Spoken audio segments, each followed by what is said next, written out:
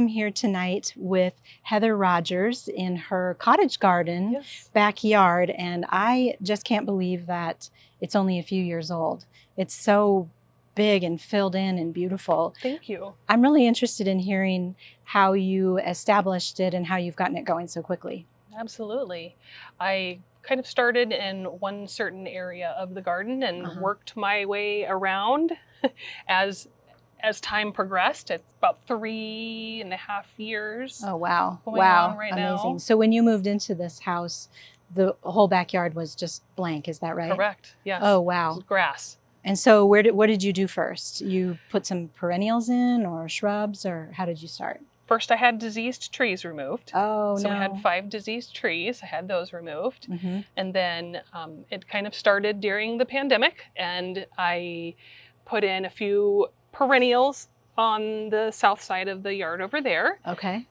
To kind of see how things did. You know, have to test when you move in somewhere new. You have to test where's your sun coming from, what kind of exposure, and how's the soil. Right. Yeah. And certain places throughout the garden have better soil than others. What's up close to the house is very clay. Oh, and as you kind of work your way out, closer to the back is exceptional. The soil is really nice. Oh, loose, beautiful. Black soil, yes, but so heavy clay up close to the house. So did you move some perennials from your old house or started with some things that you've grown before? Everything is new. I don't think that there's a single thing left now at this point that was here when I moved in. Wow. Okay, so you put in a few perennials along the property edge. And then how about the hydrangeas? You have some beautiful hydrangeas here. I put in a few hydrangeas here and there, kind of spread them out. Again, testing, right? Because so this is the north side of the house, that's the south side. Okay, yeah. But yet the sun in summer kind of sets over here, so this will actually get early morning sun. So this is vanilla strawberry hydrangea. That was one of the first shrubs that went in. Okay. And then vanilla sundae. Okay. So those two were here. Now the fence was not here at the time. So you put that in later after you established. Yes. Tell me about, you've told me that you have some problems with deer. Deer and rabbits. The deer and rabbit pressure is very high here. So very quickly realized the fence needed to go in to protect my precious plants. So I put that in, I want to say probably 2 years in, about 2021. After a little heartbreak. Yes. And it's just plugging things in here or there, you know. I'll plug something in, and if it works and it does great, then it's fine and it stays. And if it doesn't, then it comes out and I put something in that works. Okay, and so when you have something that you know works, then do you get more of it, or do you, because I've noticed quite a bit of repetition, like it's a really nice use of that. For example, the Walker's Low Nepeta, I have it everywhere, front and back of the house, and it's done pretty well here. But over there, it got really big and it's splayed open. Okay.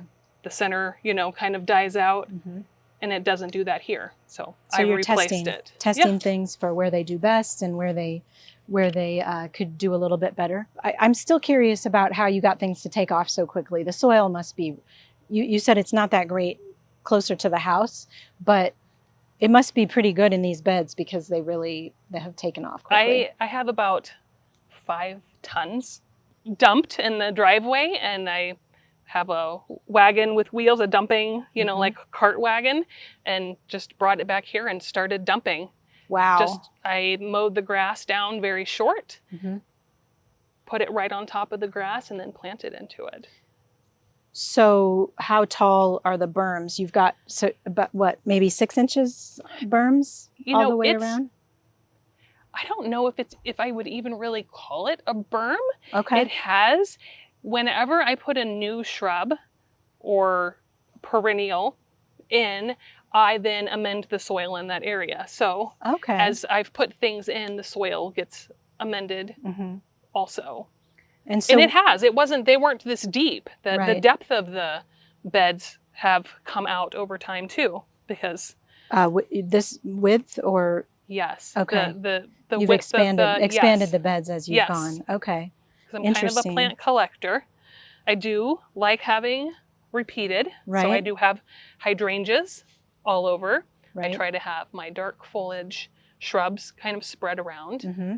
My kind of yellowish gold color shrubs spread around as well. So repeating some of those kind of colors, themes. Yeah. Textures. Yes. We talked about how you're a quilter.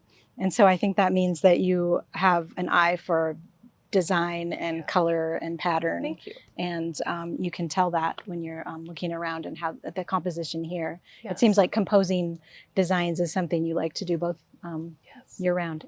Yes. And speaking of year round, so this garden really has such variety that it really allows it to have year round interest. I've been working on that. My spring garden is a little more sparse than what I care to. Mm-hmm. So that's something I plan to do this fall, is add more daffodil bulbs. Mm-hmm. I don't dare do tulips because the deer and the rabbits. Rabbit Yeah. breakfast, lunch, and dinner. Exactly. Yes. Understood.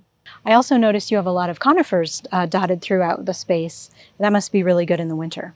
It is. And that's actually what I wanted to be the majority of the garden when I started it. Was conifers. Yes. Huh.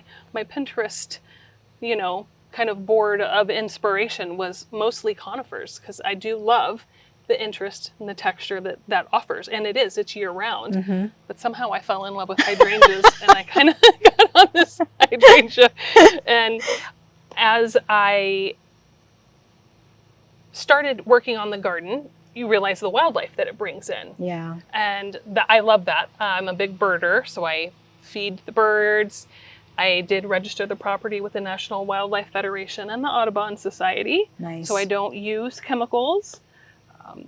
And you have I see you have a lot of berries here on this viburnum. I do, yes. So the junipers have berries. Mm-hmm. They don't have that many this year, but they were absolutely loaded last year. So the birds like the berries on that. The brandywine viburnums have berries, and I did have cedar waxwings. I probably had about 100 of them out here at the beginning of February. I want to say within an hour they had them cleaned. What a gift so to be able to see that. Had to add another one, so there's another little one tucked in. So I've got 3 stages of those. Perfect. I have the red twig dogwoods that have berries also. And then, so I also see some sunflowers dotted here and there throughout. The birds must like those too. They do. They do. And those are volunteers from a branching sunflower. I think they're ruby eclipse sunflowers. Oh, okay. Like a pinkish So yellow. they have more flowers. More flowers in the branch. So you not only do you get they'll consistently bloom throughout the summer. Uh-huh.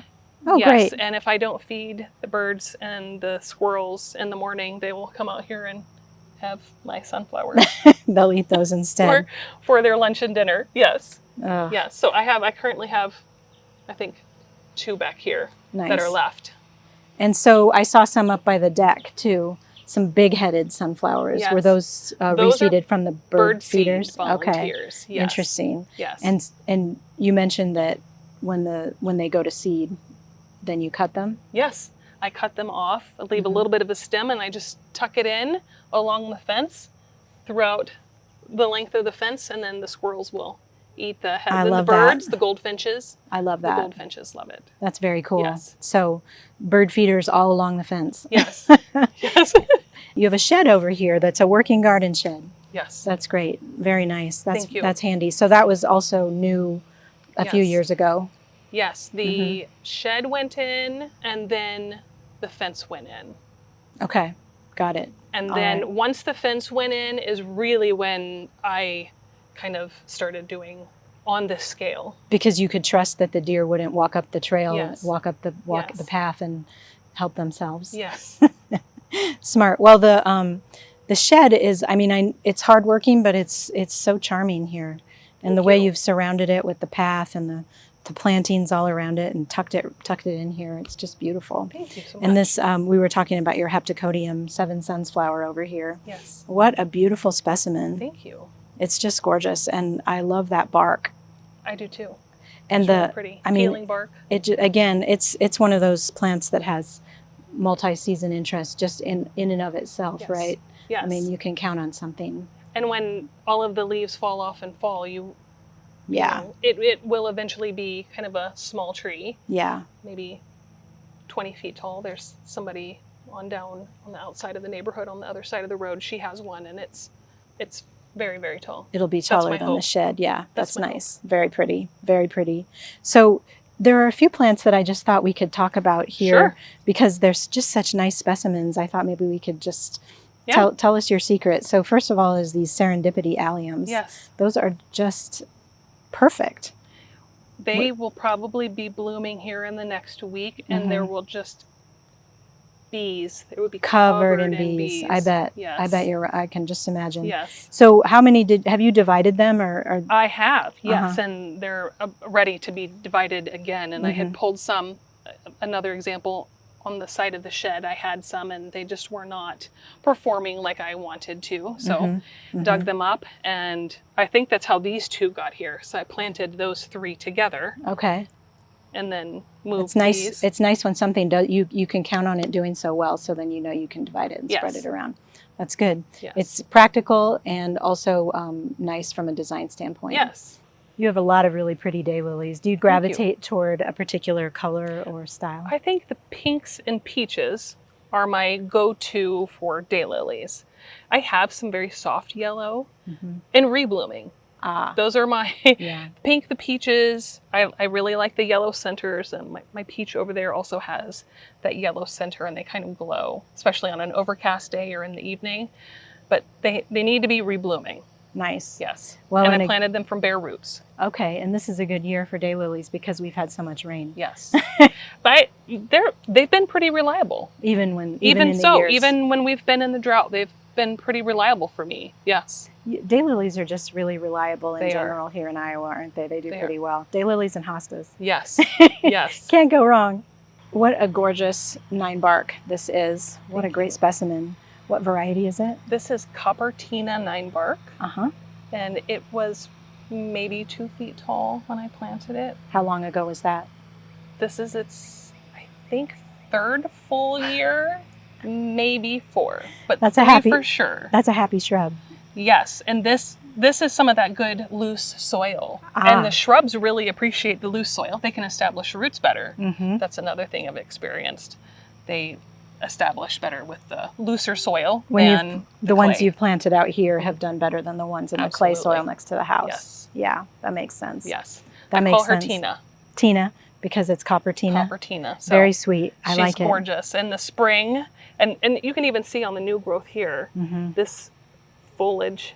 It just glows. It does. Yeah. Absolutely. And then the berries, it gets the little red, kind of burgundy red berries on it. It's really pretty.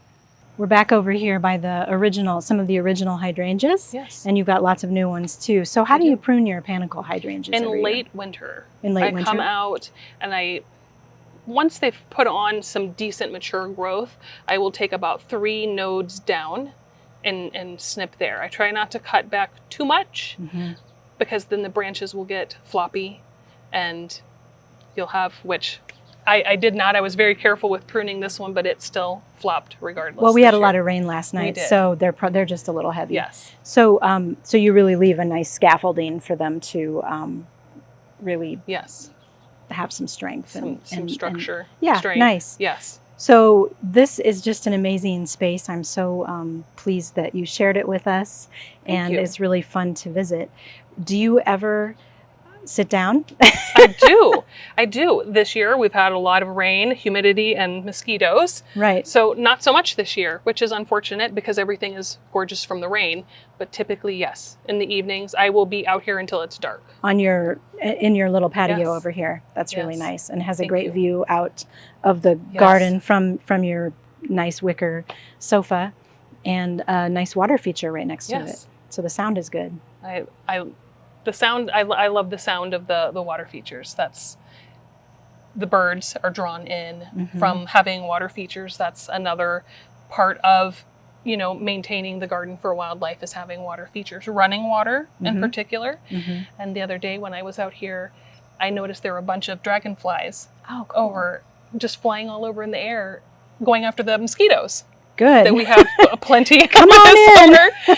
And then there are goldfinches just swooping all over trying to get the dragonflies. Constant entertainment. Yes, yes. Thanks so much for sharing your garden. Yes. Thank you for visiting.